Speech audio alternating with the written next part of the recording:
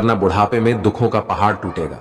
मित्रों, इस वीडियो पूरा देखिए और इन दो बातों को कभी मत भूलना, बुढ़ापा चैन से कट जाएगा। बुढ़ापे में दुख नहीं चाहते हो तो ये दो बातें कभी मत भूलना। मित्रों, आज मैं जो आपको सुनाने जा रहा हूं वो एक गहरी सच्चाई है जिससे हम सबका साक्षात्कार होगा। हर किसी के जीवन में एक दिन ऐसा आएगा जिसके बारे में हमें पहले से जान लेना चाहिए।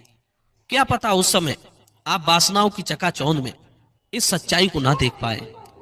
यह वीडियो बच्चे से लेकर वृद्ध तक को सभी को देखनी चाहिए।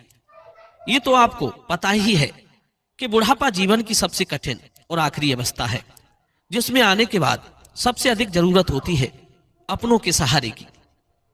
यदि उस समय अपने ही दूर हो जाएं, तब तो उससे ज्यादा अभागा इस दुनिया में कोई नहीं हो सकता।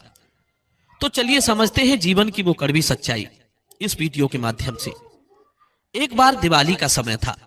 एक पति पत्नी बाजार से कुछ जरूरी सामान खरीदने के लिए घर से निकले थे कि अचानक लड़के को अपनी बूढ़ी मां की याद आ गई, जो घर में अकेली बैठी थी। उसने अपनी पत्नी से पूछा, सुनती हो, क्या तुमने मां से भी पूछा है कि दिवाली के अवसर पर उसे कोई चीज तो नहीं मंगानी है? पत्नी कहने लगी, अजी तुम भी कैसी बातें करते हो, उनको इस उम्र में भला क्या चाहिए? 2 वक्त की रोटी और 2 जोड़ी कपड़े, इसमें पूछने वाली बात क्या है? पति बोला, देखो ये बात नहीं है, मां पहली बार दिवाली पर हमारे घर में रुकी है। वैसे तो वो हर बार गांव में ही रहती है। मैं जानता हूं कि उसे कोई चीज नहीं चाहिए, फिर भी मन रखने के लिए उससे पूछ लेती तो ठीक रहता। पति की बात सुनकर पत्नी एकदम पति पर भड़कती हुई बोली, अरे इतना ही तुम्हारा मां पर प्यार उमड़ रहा है तो स्वयं जाकर क्यों नहीं पूछ लेती? और इतना कहकर वो बैग लेकर झल्लाती हुई घर से बाहर निकल गई।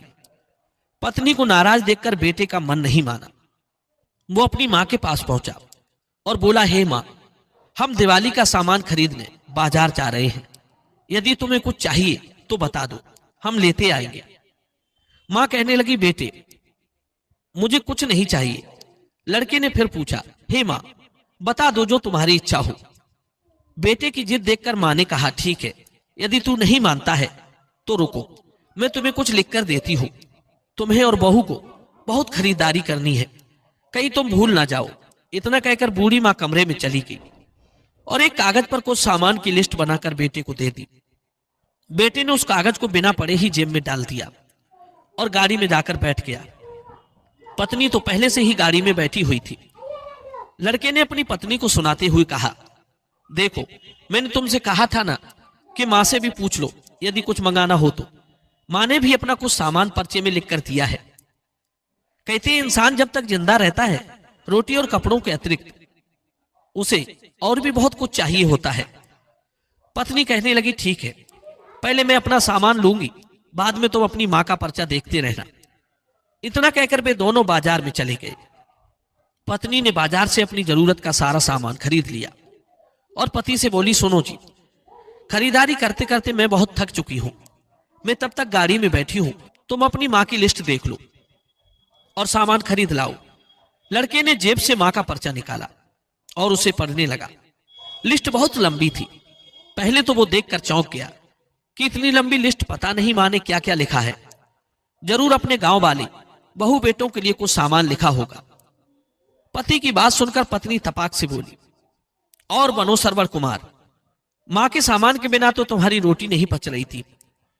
इतना कहकर वो पति की ओर गुस्से से देखने लगी। इधर पति ने जब मां का दिया हुआ पर्चा पढ़ा तो पढ़ते पढ़ते उसके हाथ कांपने लगे, उसकी आंखें भर आईं, उसका पूरा शरीर कांप रहा था। पति की ऐसी हालत देखकर पत्नी घबरा गई। पूछने लगी, क्या हुआ? ऐसा क्या मांग लिया तुम्हारी मां ने? इतना कहकर पत्नी ने पति के हाथों से वो पर्चा छीन लिया और स्वयं पढ़ने लगी। पत्नी भी उस पर्चे को पढ़कर हैरान थी। इतने बड़े पर्चे में सामान की जगह मां का भाव लिखा हुआ था। जीवन की सारी इच्छाएं उसने उस पर्चे में चंद शब्दों में व्यक्त की थी। उसने लिखा था, बेटा मुझे दिवाली पर तो क्या, किसी भी अवसर पर कुछ नहीं चाहिए। फिर भी तुम जिद कर रहे हो तो मेरे लिए बाजार से यदि किसी दुकान पर मिल जाए तो फुर्सत के कुछ पल मेरे लिए लेते आना, क्योंकि ढलती सांझ की तरह मेरे भी जीवन की सांझ हो रही है। मुझे इन गहराते अंधियारों से डर लगने लगा है। पल पल अपनी तरफ बढ़ रही मौत को देखकर डर लगता है। मैं ये जानती हूं कि मृत्यु परम सत्य है, उसे टाला नहीं जा सकता।